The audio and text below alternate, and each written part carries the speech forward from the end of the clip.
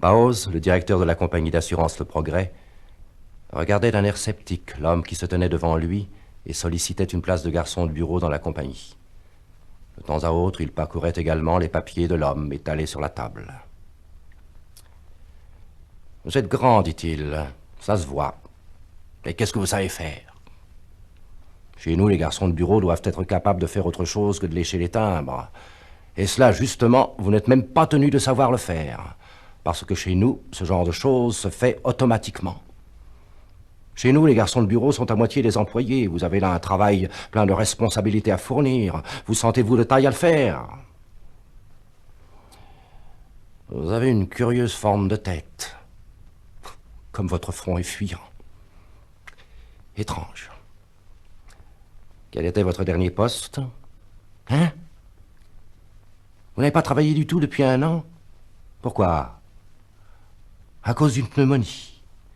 Vraiment? Eh bien, cela ne parle guère en votre faveur, hein?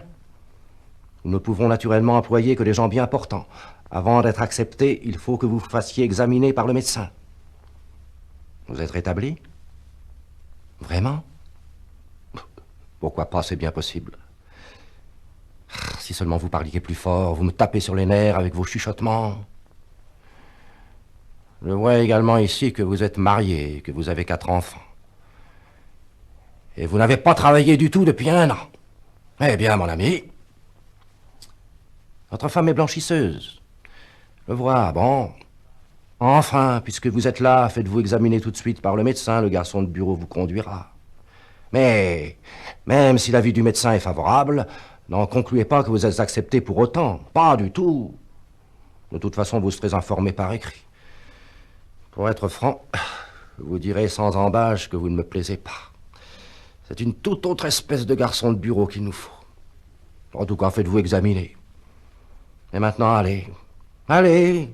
Ici, les supplications ne servent à rien. Je ne suis pas autorisé à distribuer les grâces. Vous êtes prêt à faire n'importe quel travail? Bien sûr. Comme tout le monde. Cela ne constitue pas une distinction spéciale.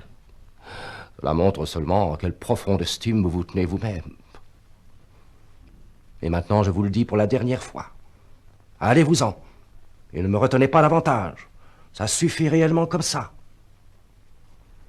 Avant que l'homme se laissât entraîner hors du bureau par le garçon, il fallut que Baoz frappât du poing sur la table.